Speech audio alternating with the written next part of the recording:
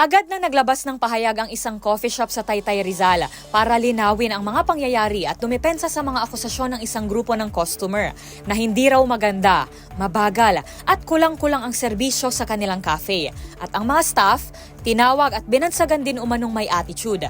Ito lang naman ang laman ng sunod-sunod na bad reviews na natanggap ng cafe mula sa iba't ibang tao galing sa iisang grupo na bumisita sa The Fifth.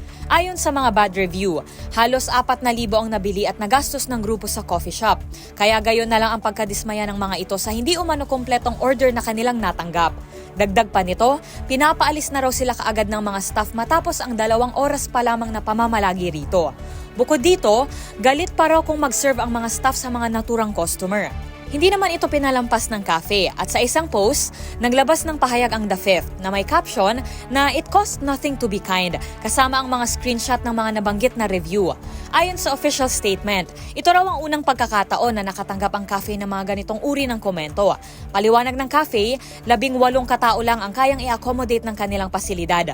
Mas mapapabutian nila ang kanilang serbisyo kung mayroong reservation o abiso man lang ang grupo na sila ay halos 20 katao. Ito raw kasi ay normal procedure para matansya ng management ang mga kakailanganin ayon sa bilang ng tao o customer na aasikasuhin.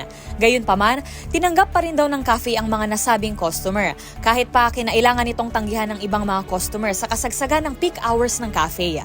Hinayaan daw nito na mag-meeting ang grupo sa coffee shop na dapat ay kinakainan.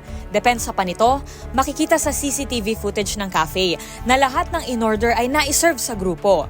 Hindi rin daw nila pinaalis ang mga customer, bagkus nanindigan na nararapat lamang na tanungin ang malaking grupo kung ilang oras pa nito planong manatili sa cafe. Matapos ang 4 na oras, gayong marami na ring customer ang kanilang tinanggihan dahil wala ng espasyo dito. Ayon sa cafe, nakakalungkot na ang mga maliliit na negosyo ang nagdurusa sa tinatawag na mga one-sided reviews at humaharap sa banta ng pagkalugi. Sa huli, sinabi naman ito na bukas ang coffee shop sa mga constructive criticism upang mapabuti ang kanilang serbisyo at produkto at siniguro na matututo sila sa naturang insidente. Para sa DZRH TV, ito si Rose Babiera. Una sa Pilipinas, una sa Pilipino.